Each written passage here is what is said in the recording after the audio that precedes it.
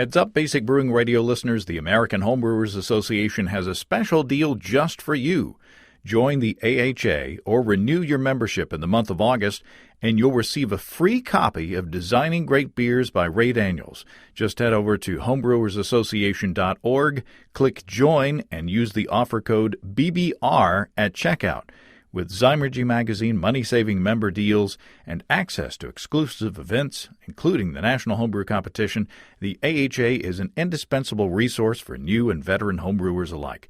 Visit homebrewersassociation.org, use the code BBR, and claim your free book today. Offer ends August 31st.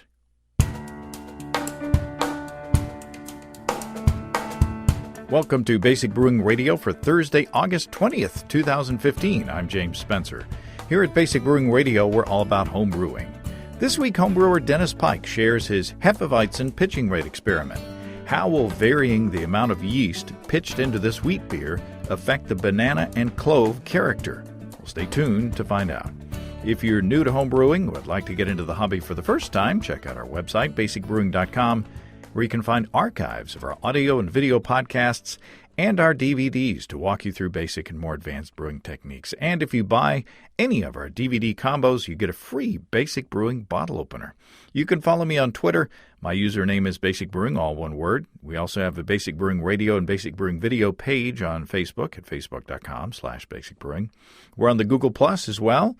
And thanks to everybody clicking on the Amazon.com associate link on our basicbrewing.com site. Whenever you think of Amazon, think of us and click on our associate link first. It won't cost you any extra, and you'll be helping us to bring you the show. We greatly appreciate your support. You can find our Basic Brewing iPhone app on iTunes, our Android app on Amazon.com. We have a Windows Phone app. We're on the BlackBerry podcast directory, and we're on the Stitcher app as well.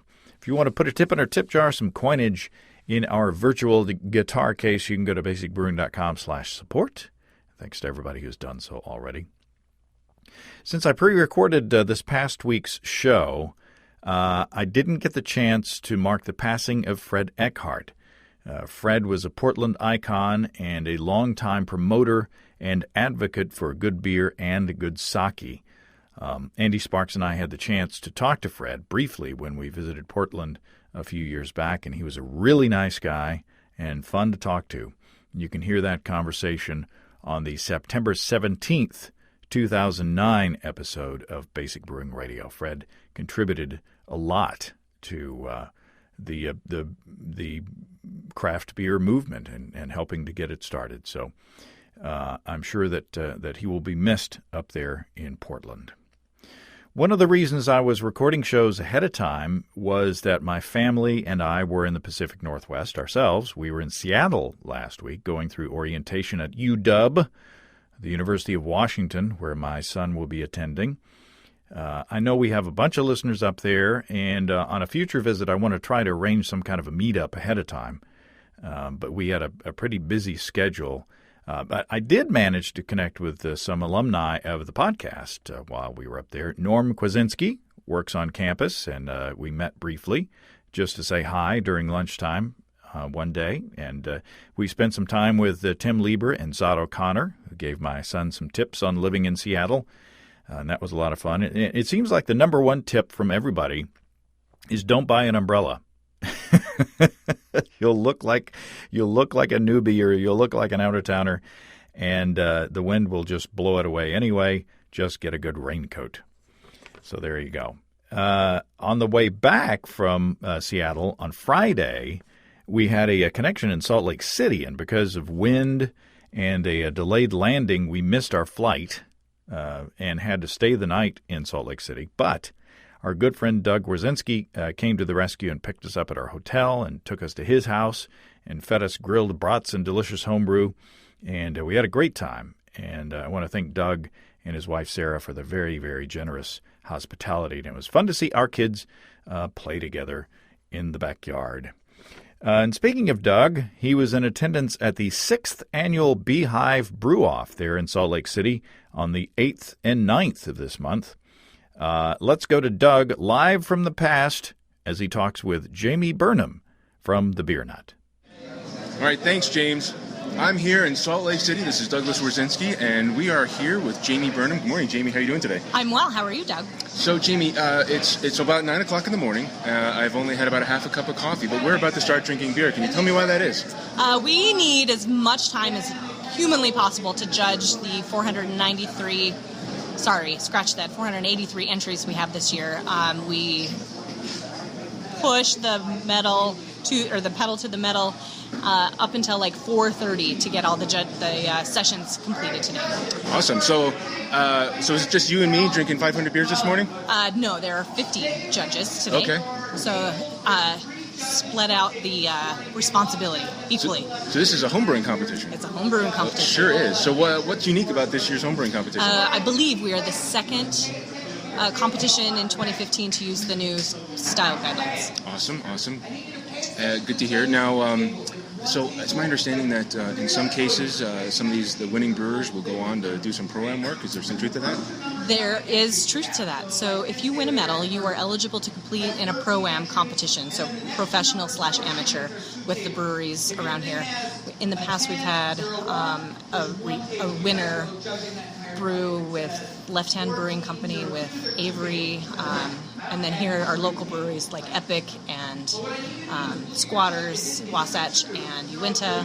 So what we'll do is if you win, then we will sort of push you over to a professional who is here and have a conversation, and hopefully by this time next year for GABF, you'll be able to have your beer brewed on a professional level.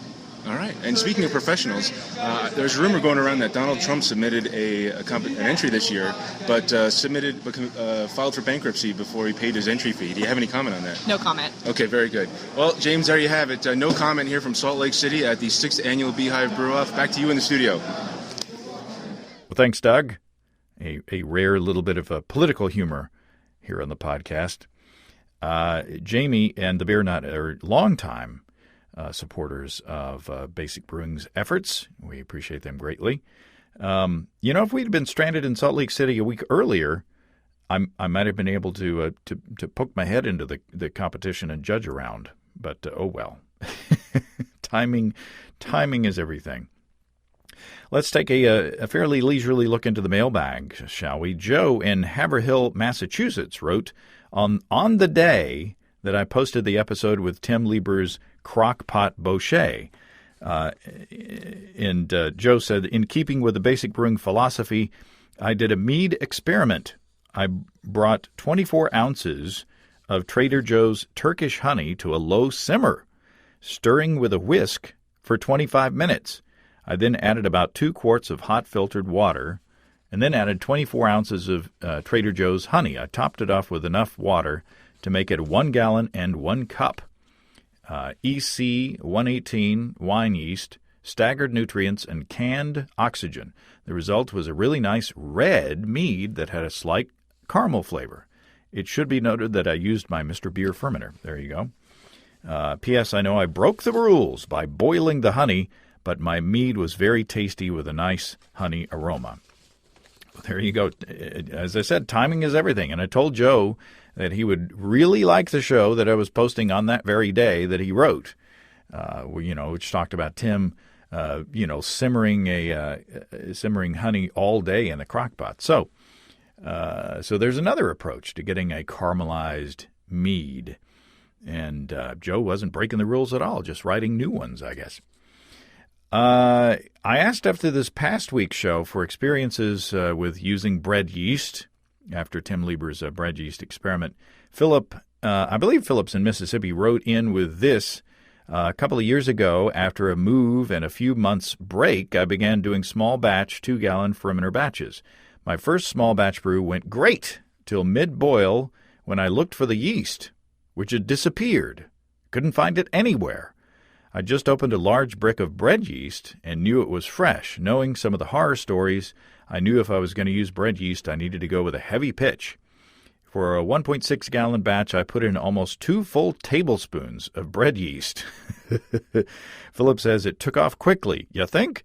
And acted as any other ferment would from there. I fermented at 60 degrees for a week and then let it rest at room temperatures, roughly 72 degrees Fahrenheit, for a couple weeks before cold crashing. Bottle after that. Philip says the brew was intended to be a Kolsch or a blonde, some type of pale, simple ale, so there was little to distract from the yeast flavors.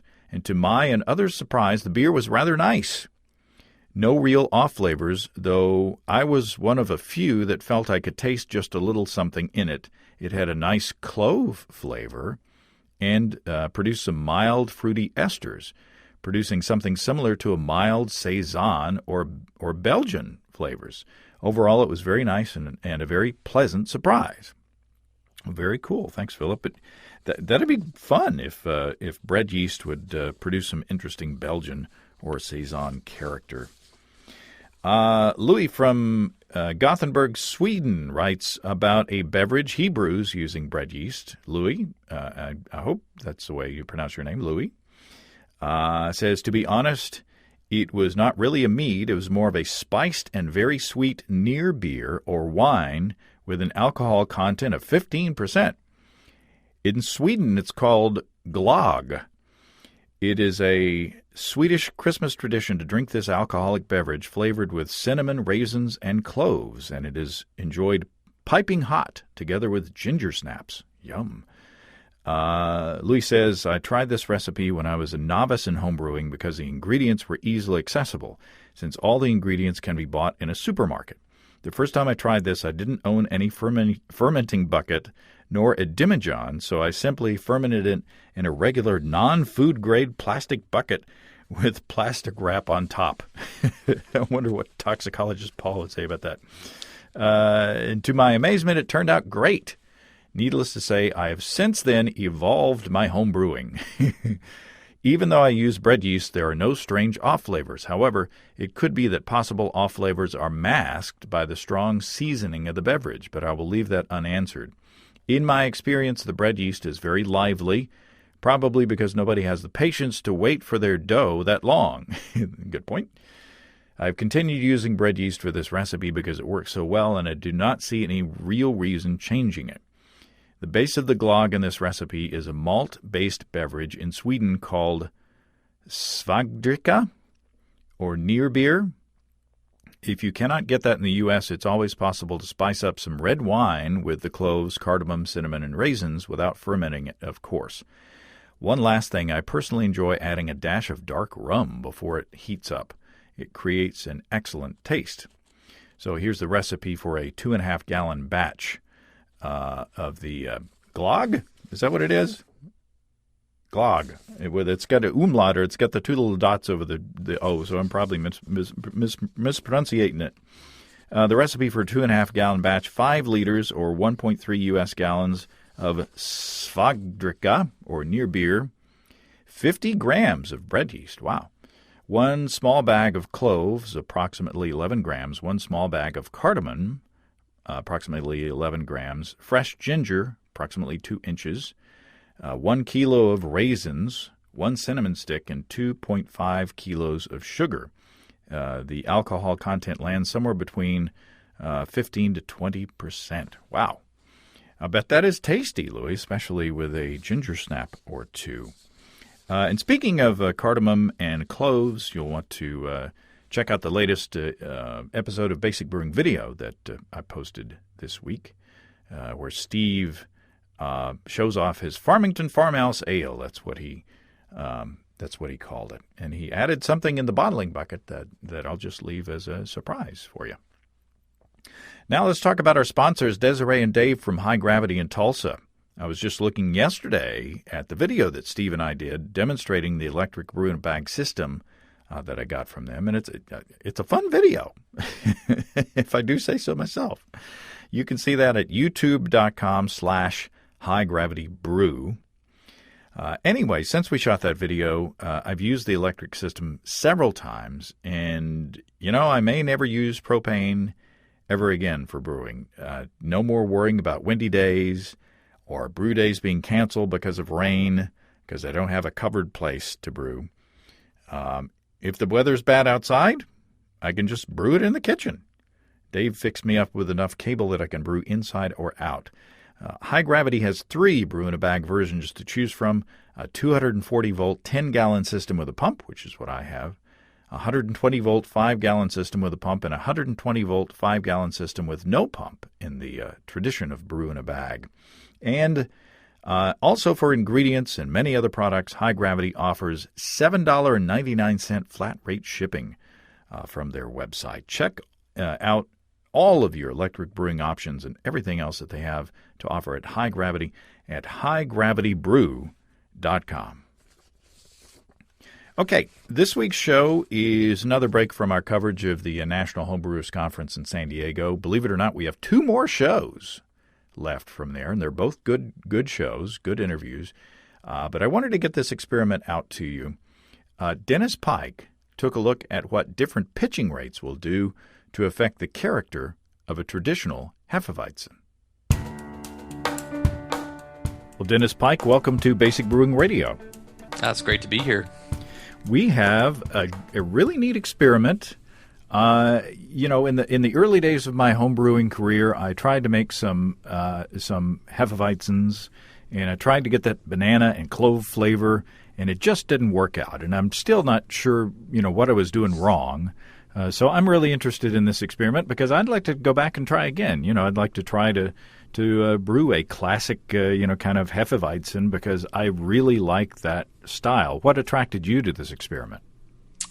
My wife. So we have a couple styles that we both like, and a lot of styles that we both don't like. So this is one of the ones that we both like to drink. So a couple times a year, I try to brew a Hefeweizen for both of us. Well, that's good strategy. Keep her interested because you'll need her as an advocate at some point, or at least as not an enemy at some point. Yeah, exactly. So what are the so now we know what the inspiration was. What are the parameters of the experiment? Well, actually, so one of the other, I do a fair amount of competition brewing, and one of the other drivers behind the experiment was the first medal I ever won, I guess was maybe about 5 years ago now, and here in North Carolina we have a pretty decent sized competition called the U.S. Open, which is down in Charlotte. And is this still beer that we're talking about? Yeah. Yeah. That was actually an extract beer. It was kind of pretty early on in my brewing, and I just did a all wheat DME beer and just kind of threw a vial of Hefeweizen yeast in, and I did have temperature control at the time. I think I fermented it at 68 or something like that, and it turned out great, and it was bottle conditioned, and it had a really nice kind of banana clove character. And then I brewed it many times since then, and I've gotten a lot more advanced in my brewing and gone all grain and much more advanced oxygenation and starters and all these sorts of things. But the majority of my beer styles have gotten better over time, but actually my Hefeweizen's gotten worse, and it's kind of gotten bland and doesn't have a nice. It's still a Hefeweizen. It still has kind of a banana and clove character to it, but it's much more restrained. And so I also I've been doing a lot of yeast repitching, and then recently decided to about every 6 months I kind of get a little bored, so I take on something new with the hobby. So I race bikes, and one of the guys I race bikes with is a yeast and bacteria guy at one of the local universities, and so he convinced me to start doing cell counts and staining for vitality and things like that. So I bought a microscope and a hemocytometer and started to do that, and was about to brew another Hefeweizen, and I kind of convinced myself that I was over oxygenating, or it was the temperature I was fermenting at, and I suddenly realized that maybe it was my pitch rate, because before I'd just thrown a vial in, and then as I progressed, I was actually pitching quite a bit more yeast. So I decided to do this experiment to figure out if maybe that was the root cause of my problems. Yeah, there are a few variables, of course. There's temperature, and then there's yeast pitching, and Then there's oxygenation, and I guess the theory. Explain the theory of where those banana and clove flavors come from. Yeah, obviously, a typical kind of yeast ferment where the lower temperatures you should see higher ester and phenols. Some of the theory is that the higher the temperature or the lower the pitch rate, in particular, it really boosts the banana esters. And there's a lot of different theories bouncing around about whether it's just if you have more banana that you just perceive. There's maybe the clove is there, you're just not perceiving it because it's kind of getting covered up. But other theories around ferulic acid rests and other things that maybe will boost that. So I guess the general theory is if you underpitch or you ferment at a higher temperature, you should get some mix of higher esters and potentially higher phenols with that kind of clove characters, banana clove characters. The general concept, which is one half of that, which is the pitch rate, is what I was trying to kind of nail down with this experiment. So you're trying to stress out the yeast in theory. Yeah, well, so when you're pitching less, you're going to end up growing more, and so in that growth phase, you're going to generate more of those ester phenol compounds. And this doesn't work with all yeast strains. These Hefeweizen yeast strains are just really good at it. Yeah, well, I guess that's one of the other reasons I picked a Hefeweizen strain in particular is just to. I think you get more dramatic result. I think if I were to do it with like a Cal Ale, I've pretty dramatically underpitched and pretty dramatically overpitched Cal Ale and not really seen dramatic, ester phenol changes. Maybe a little bit. I thought maybe with the Hefeweizen strains that it would be much more dramatic, and that when the different people tasted it, it would be a bit easier to perceive the differences. And the byproducts, as I understand it, that are responsible for the Hefeweizen flavors or the characteristics, 4-vinyl guaiacol is the clovey one. Is that right? Yeah. And then I think I misspoke in our tasting with Steve that we're going to play. I think I said that caused the banana. The banana is isoamyl acetate. Is that right? Right. which is more fun when you've had a couple of Hefeweizens to say. Isoamyl acetate. So you're trying to get the yeast to kick off those those byproducts. Correct. Yep. So, how did you design the experiment? What were the parameters? As far as how big of a batch and how did you ferment and at what temperature and all that? Yeah. So I've been doing a fair amount. A lot of my experiments have been with lactobacillus. But now with this pitch rate experiment, it's the same kind of idea where I like to keep everything as consistent as possible except for whatever I'm varying. And so I typically do DME. So in this case, I just did starting gravity of 1050 with Brice wheat DME, and that I do where I end up with a bit over 3 gallons. And then I split it across 3 1-gallon fermenters that I, in this case, I put in the same fermentation chamber and held it at 65 degrees. And through the whole fermentation, it was just 10 IBUs of spalt at 30 minutes. So I just did a 30-minute boil since it was extract. And and then it was the WLP 300 Hefeweizen, kind of the classic Weihenstephaner Hefeweizen strain. I do put in a little bit of Whirlfloc and yeast nutrient near the end, but Hefeweizen doesn't flock. I don't know if that's good or bad, but yeah. And so with this, I did a 1.5. So I've also all this stuff is written up on hommelhomebrew.com, www.hommel, which is HOMMEL homebrew.com. So you can see all the notes there. But I also have built a yeast calculator recently, where I find a good way to learn about stuff is just to build the tool myself. So I calculated out. I'm actually using Braukaiser's or Kai Troster. I think he's been on your show quite a few times. Sure.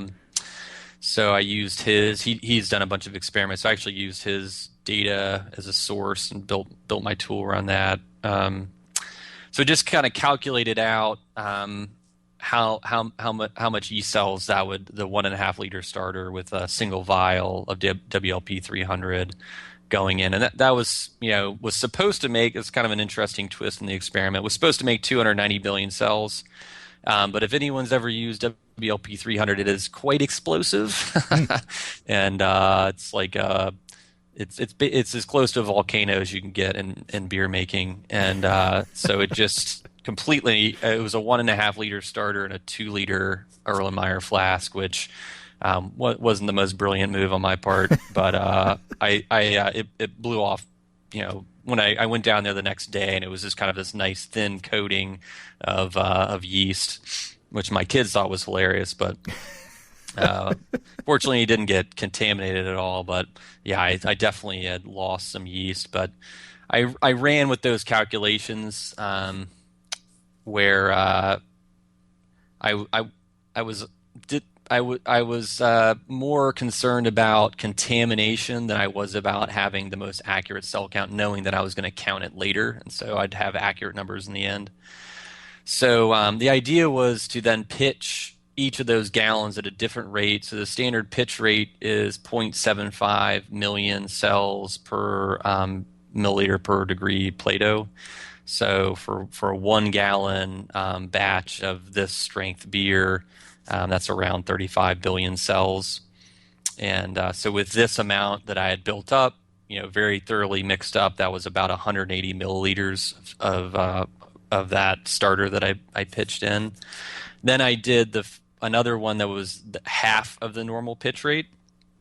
So 0.375 million cells per milliliter per degree Plato, which was about 90 milliliters. And then, so it's this little tiny, a really small amount of slurry went in. It was actually shockingly small, kind of like a shot glass of yeast slurry. That was thin slurry too. So I was pretty convinced I was going to turn out a really terrible beer just based on how much yeast was going in. And then the other one was double, so 1.5 million. But I then did the cell count after the fact, and what I found was I had, as I knew, but I wasn't very smart about it, I had actually lost a good amount of yeast. So I'd lost about, I think it was about 40% of the yeast. Wow. So what ended up happening was I actually ended up with about 30. One of them was 30% of the normal pitch rate, and one was 60%. And one was 120%. So I had one that was dramatically underpitched. And 30%, as a point of reference, is if you did a kind of a normal 5-gallon batch where you had 5.5 gallons of wort, that would be you would need 55 billion cells for that. Would be 30%, which is about half a vial or half a smack pack, right? So just over, if you were 100% viable. Right, so not even a full vial, but about half. So, and then 60% is about a vial, and 120% would be a little over 2 vials. Or obviously you could do a starter to build up at that amount, but just as a reference. So I was going into this after figuring those numbers out. I was pretty convinced the 30% was going to be a really terrible beer. I couldn't imagine that you could underpitch a beer that much and not have some severe off flavors.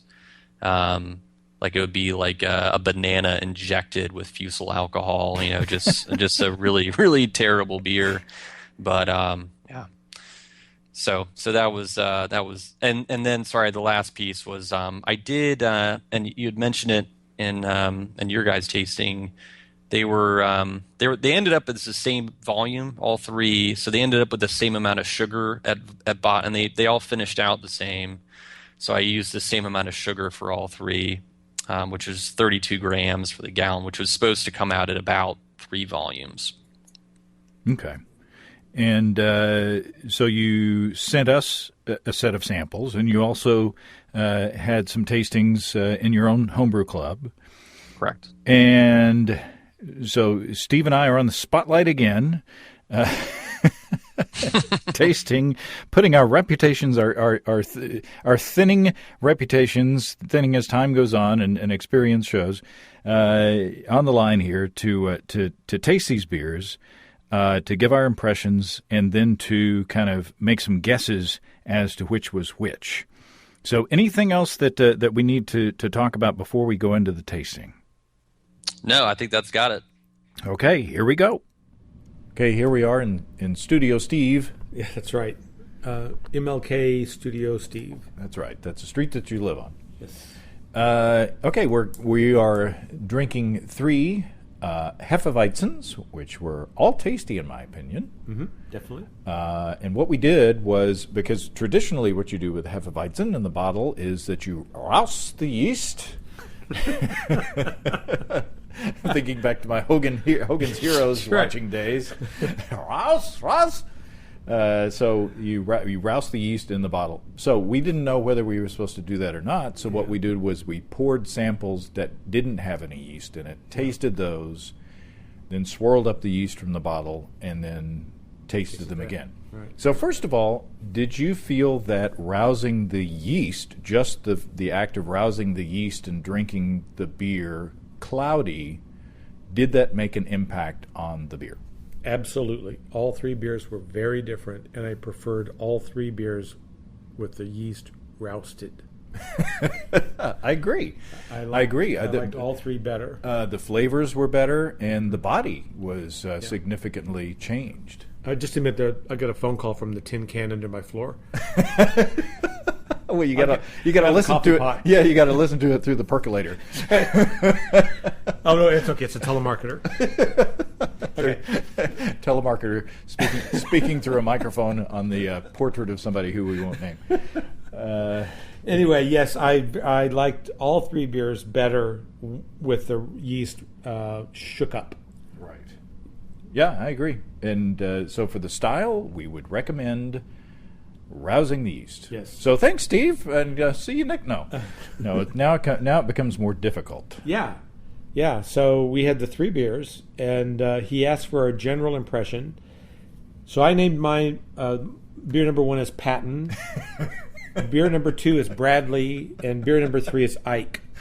So I'll refer to them from now on as Bradley, Patton, and Ike. Well, I named mine, as far as general impressions go, I named mine Motors, Electric, and State of Malaise.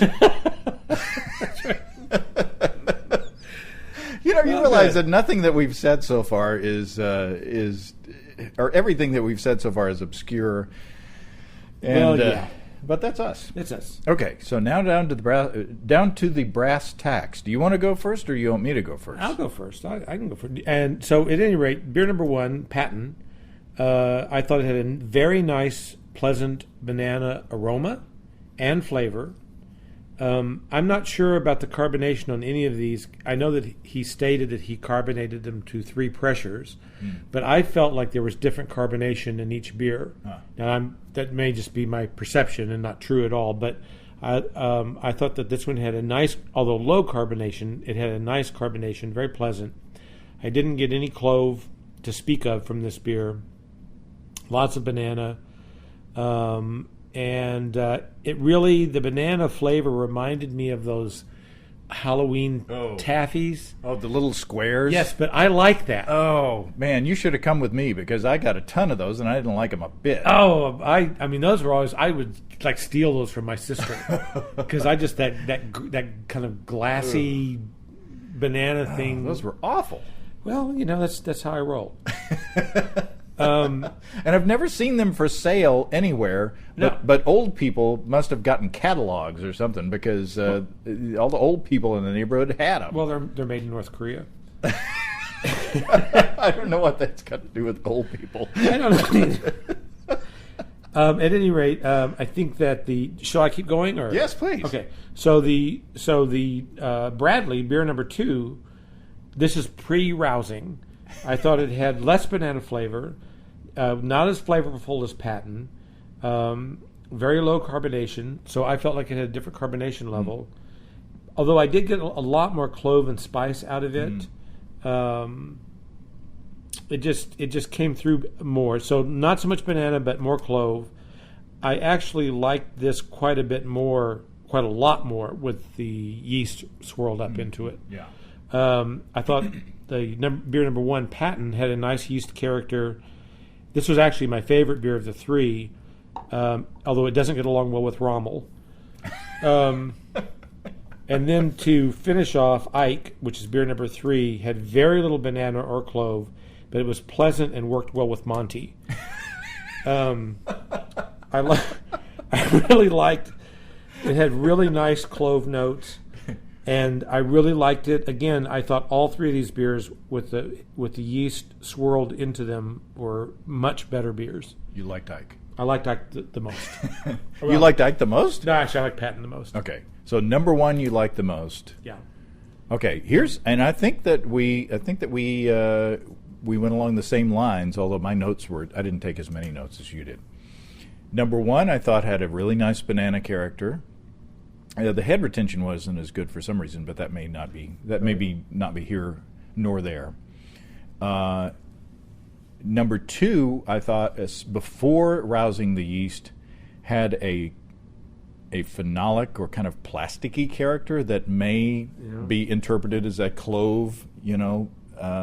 So number 1 had kind of a clean banana character. Mm-hmm. Number 2 had a banana character, but also the addition of kind of I said plasticky, that was, again, maybe a byproduct of yeast stress. And then number 3 was the cleanest of the 3. It didn't have as much banana. It didn't have any of the clovey or plasticky stuff in it. And then when we roused the yeast and poured it in, the yeast mellowed the kind of what I thought was plasticky character of number 2, and made it a more enjoyable beer, in my opinion. My favorite would probably be number 1, but number 2 would be a close second after I roused the yeast. I didn't like the beer very much, just number 2. I didn't like very much just without the yeast.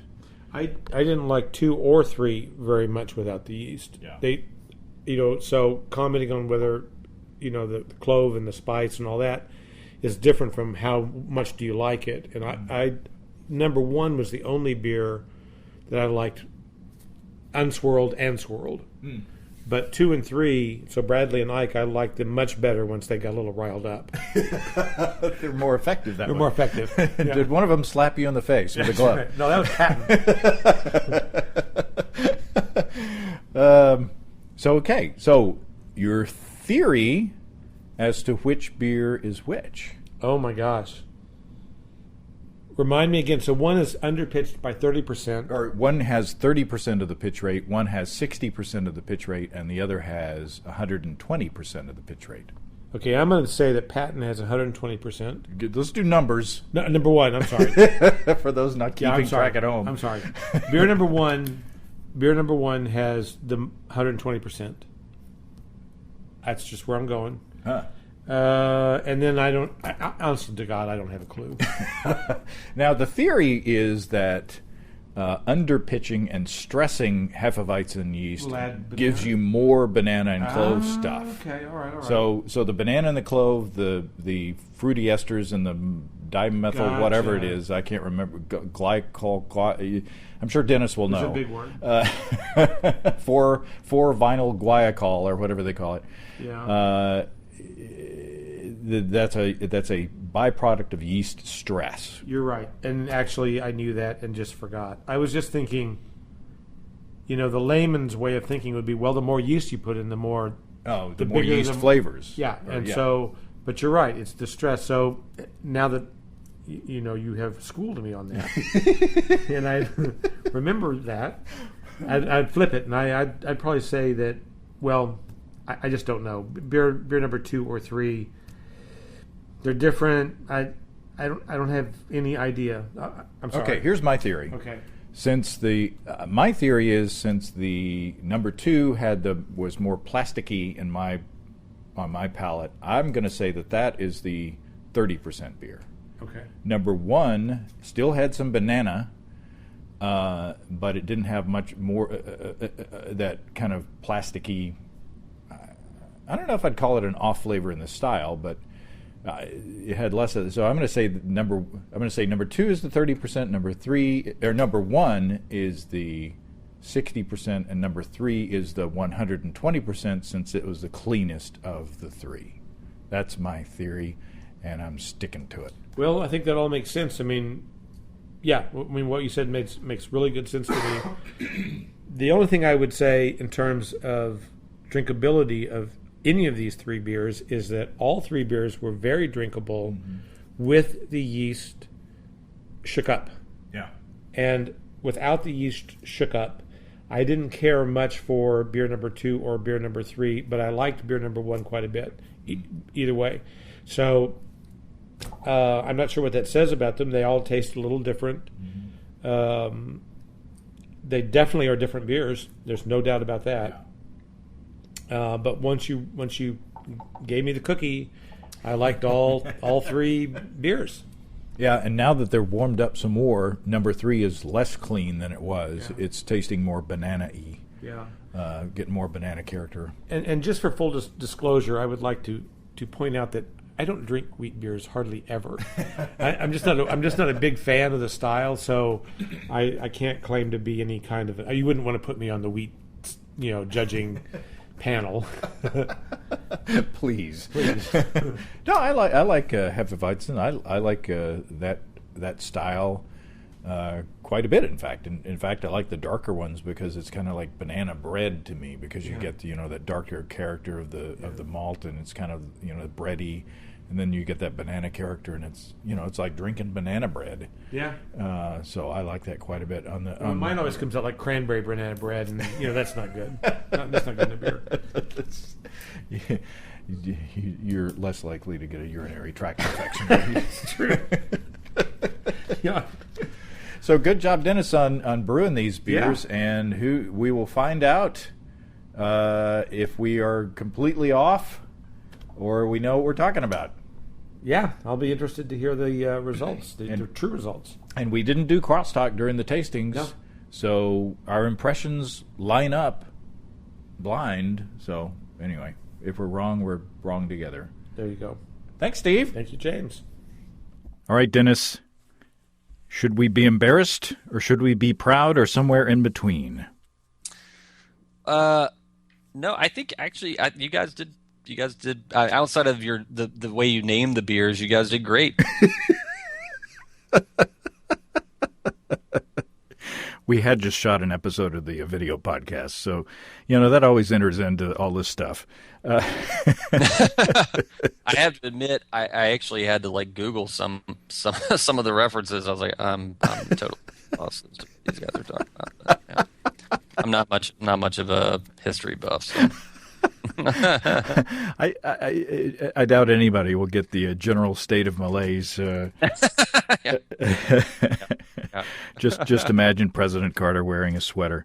But anyway, so how did we do? What we said that beer number 2 was the least pitched, beer number 1 was the 60% pitched, and then beer number 3 was the most pitched.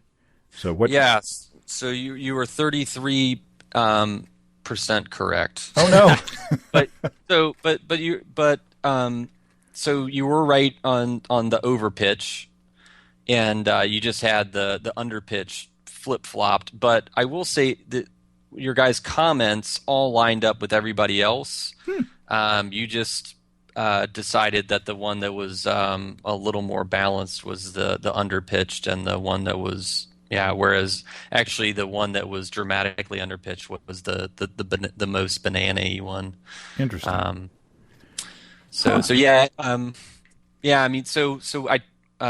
But my homebrew club is a Nash Street homebrew club in Hillsborough, North Carolina. So I'm in Chapel Hill, about 15 minutes away. And so I took it in, and we had 13 people blind test the beers, and kind of had this whole form where we filled out. And it was just to gather kind of on a classic kind of Hefeweizen score, the kind of banana clove character, which one, score that on a scale of 1 to 10. Really the most important part, kind of ordering them on preference, and then giving your general impression on what was the banana level and what was the clove level, give any flaws that you may have noticed, and then just kind of order the beers overall and what your preference was. So the overall results were not surprising at all. And in fact, as counter to pretty much any experiment I've done, I have never seen a result that was this clear cut. The 30% pitch beer, every single person said it had the most banana, more banana, big banana, lots of banana. That was the comment, right? And kind of muted clove or not as much clove. The 60% beer, it was pretty much universal, where it was more balanced, a little less banana, a little more clove were the kind of general comments. And then the slightly overpitched beer, everyone agreed that it was more muted and less banana, and most people felt like there was a bit more clove. It's hard to say if that's just because they perceive less banana. Where the twist is I just kind of assumed that the more balanced beer, which would be maybe the 60% beer, was perceived as the more balanced beer would be the one that everyone would prefer. And that was not the case at all. It was actually pretty evenly split on which beers people preferred. There was actually more of leanings towards the edges. So people either liked the more of a banana bomb, or they liked the really muted one. And the people in my club would actually write in notes. My favorite one was we have a member from Germany, and he wrote in, I know that this one's really banana-y, but I'm German and I like that. Whereas on the other end, you'd have the comments of people saying, I know this is the most muted beer, but I don't like Hefeweizen, and so this is the one I prefer. So, which in retrospect makes sense, but I just, I kind of assumed that the people would kind of go for the one with kind of a nice banana clove mix. So yeah, your comments completely agreed with, and actually my wife and I kind of did it before to make sure that we didn't sustain any physical harm before subjecting other people to these beers. And we had basically the same results as far as perceiving the banana kind of clove levels of the different pitch rates. So your comments were in line with everyone. You just kind of flipped the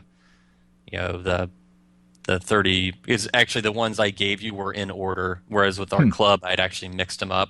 So 1 was the low pitch rate, 2 was the middle pitch rate, and the 3 was the high pitch rate.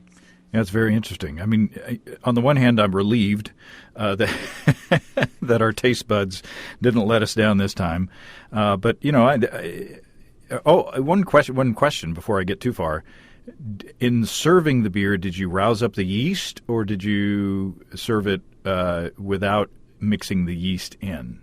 I did rouse the yeast, which I thought was your guys' comments were super interesting, because I have the exact same experience. I kind of find if I just pour off the top that it's just not as I can't really put my finger on it, but I just don't like it as much. Maybe it's less rich or something. I can't really put my finger on it.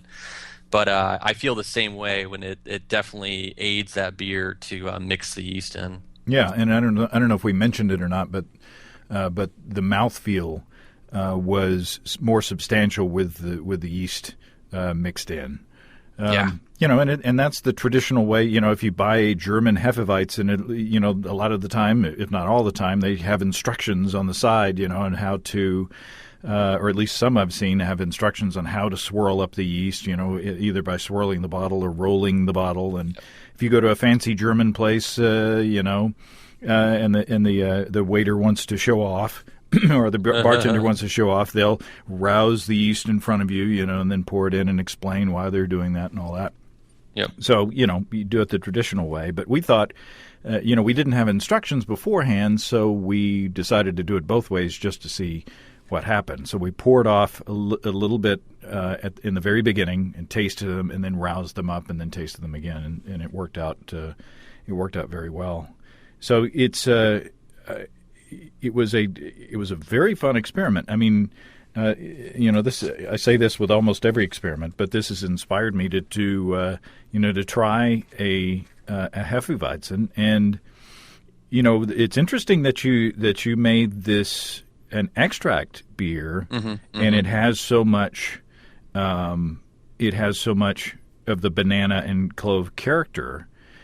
And you said that you were disappointed in the taste of your all grain beers. Does this either make you want to go back to extract with the Hefeweizen style, or I guess there's more to be done with experimenting on mash rests, mash rest temperatures to see what is it the ferulic acid that we're trying to increase to get these flavors?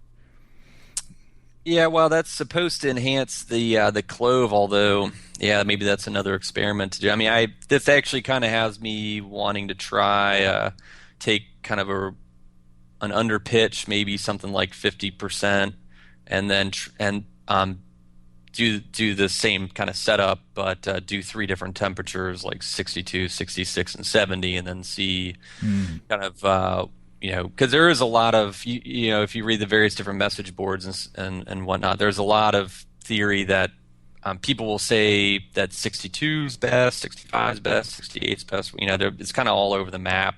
So that's another thing I'd like to try out. And then the only other thing I can really think of would be oxygenation levels. And like you said, kind of messing around with all grain.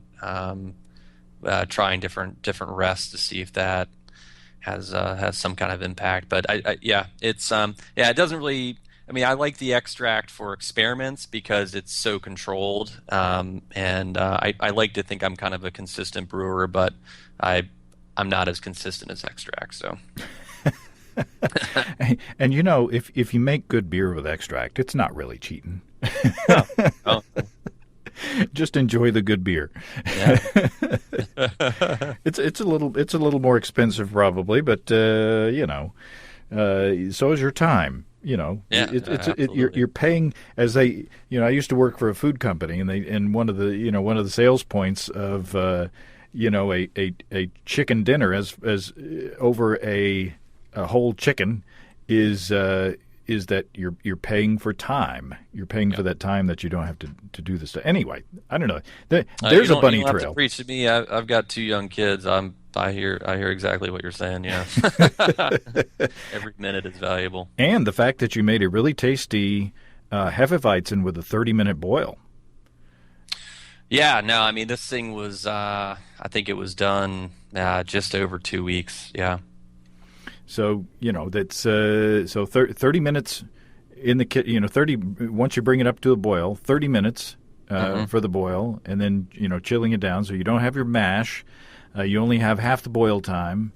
That's for a tasty beer. I think that's pretty good. This brought to you by the Extract Brewing Council. No, I just spent most of the day brewing an all grain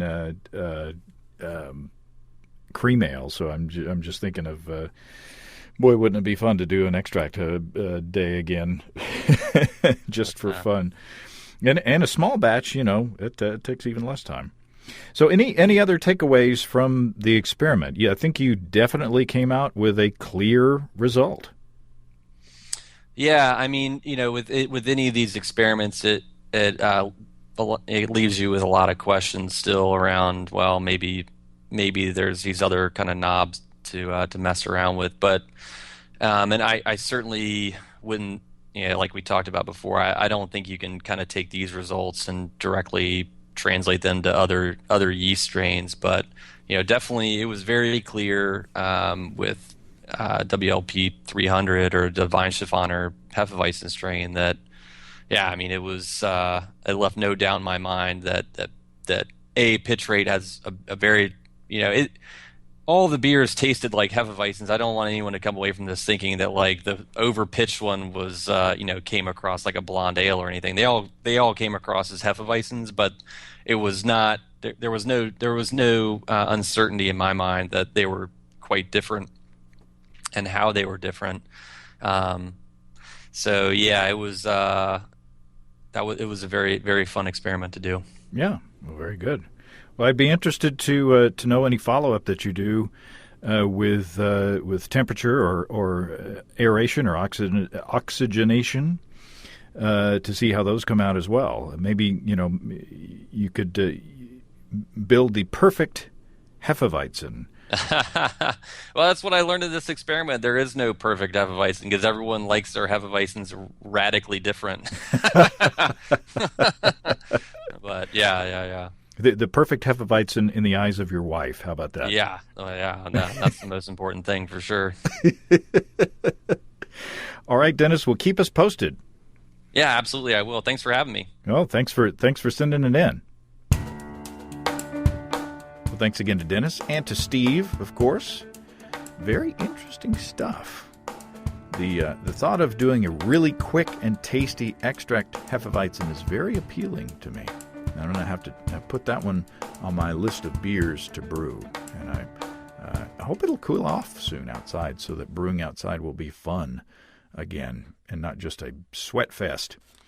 In the meantime, if you have brewing questions, show suggestions, or just want to say howdy, write to james@basicbrewing.com or just fill out the contact form on basicbrewing.com. And please don't forget to tell us where you're from. Check out our support link where you can throw a couple of bucks into the tip jar by subscribing financially to our podcasts. Be sure to check out our DVDs, Extract Brewing and Partial Mashing, Stepping into All Grain, Low-Tech Lagering and Decoction Mashing, and Introduction to Wine Kits. You can find them all on our site. You get a free Basic Brewing bottle opener with any DVD combo. You can check out our Basic Brewing shirts in the store as well. You can see a listing of the fine folks across the country who sell our DVDs on basicbrewing.com, and if there isn't a vendor in your area, you can order them online in our online shop at basicbrewingshop.com. Thanks to everybody who's continued to click on our Amazon.com link. We appreciate the support there. Featured products this week that were purchased through the link are Epson 5030UB 2D/3D 1080p 3 LCD projector and Pogie's poop bags. No, it's just fun to say. 30 rolls, 450 bags. That's a lot of poop. Large, earth-friendly, scented, leak-proof pet waste bags. Good for you, responsible pet owners. Thanks again, everybody. And remember, I can't tell who bought what, so no worries there. Just click on the Amazon.com logo on our site the next time you feel like Amazon shopping, and we greatly, greatly appreciate your support. And don't forget, you can also join the American Homebrewers Association and subscribe to Brew Your Own magazine through the associated links on basicbrewing.com. And don't forget about the deal through the AHA website. When you join and use the code BBR through August 31st, you get a free copy of Ray Daniels' Designing Great Beers. That's all until next time. Until then, thanks for listening, everybody. I'm James Spencer. Production help for Basic Brewing Radio and our website is provided by Kelly Dunson. Basic Brewing Radio is a production of Active Voicing. We'll talk to you next time, everybody. So long.